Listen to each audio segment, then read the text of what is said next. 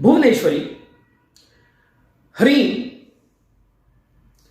पूरे जगत की अधिष्ठात्री हैं निर्माण की। मैंने बताया आपको, आपका जन्म मेरा जन्म निर्माण का ही सूचक था और एक समय यह क्षय भी होगा और फिर दोबारा से एक नया निर्माण होगा। और वो जो सोल के साथ कॉन्शियस जाती है उसका शोधन फिर से आयन ही करेगा, चाहे वो किसी भी रूप में करे, और ह्रीं ही वापस उस अग्निदीपन से हमें ऊर्जा देगा। मैं आपसे बात कर रहा हूं, क्यों कर रहा हूं, किस तरह से मैं एक लयता से, एक लयबद्धता से आपसे बात कर रहा हूं और उसी ऊर्जा के साथ, जब से मैं आपसे बात कर रहा हूं उसी ऊर्जा के साथ बात कर रहा हूं। कैसे? वो ह्रीं की ऊर्जा है। इसके पॉजिटिव नेगेटिव एस्पेक्ट्स भी हैं। आज ह्रीं के नाम पे इतना मंत्र जाप होता है और अग्नि यदि भड़कती हो तो जल का छींटा दिया जाता है यज्ञ में भी। परंतु अब क्या है, केवल अग्नि जलाई जा रही है, धू धू कर जल रही है अग्नि, परंतु विचार शोधित पहले नहीं हुए हैं। वो होने बहुत जरूरी है। जिसके विचार शोधित नहीं है उसको अग्नि शायद इन द लॉन्ग टर्म कहीं वो सिचुएशन क्रिएट हो कि उसके जीवन में बदलाव आए, ट्रांसफॉर्म करे, परंतु आयन सबसे पहले है। ह्रीं भुवनेश्वरी बीज मंत्र आपके अंदर निर्माण की कैपेसिटी आपको देता है।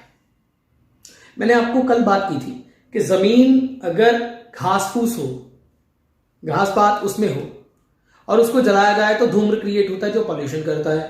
परंतु उसी जमीन को साफ करके जब हम यज्ञ करते हैं, यज्ञशालाएं बनाते हैं, तो हम क्या करते हैं, यज्ञ कुंड बनाते हैं, तो क्या करते हैं, पहले जमीन को साफ करते हैं, तभी अग्नि का प्रज्वलन होता है। और ह्रीं वो यज्ञाग्नि है।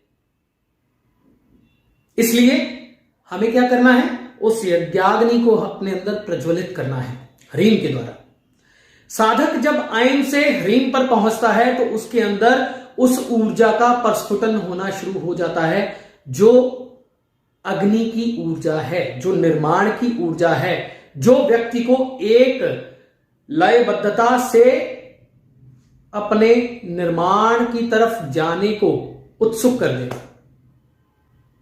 सोता कौन है?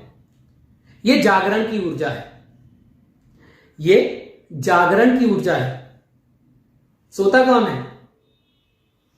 जिसके अंदर वो थकान है, और जो थका नहीं है वो सोता है। क्यों नहीं सोता? वो इसलिए नहीं सोता कि उसके अंदर वो अग्नि प्रज्वलित है।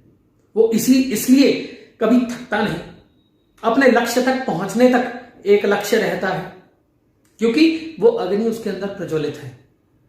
परंतु क्या जलती, धू धू कर जलती अग्नि और कॉन्टिन्यूअस जलती अग्नि ही समाधान है?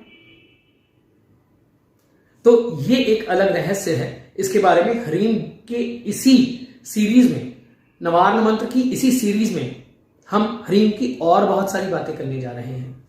आज ह है बाहर जाती हुई ऊर्जा, अंदर आती हुई ऊर्जा क्या है? शंभु रूप। बाहर जाती हुई ऊर्जा क्या है? मां दुर्गा स्वरूप।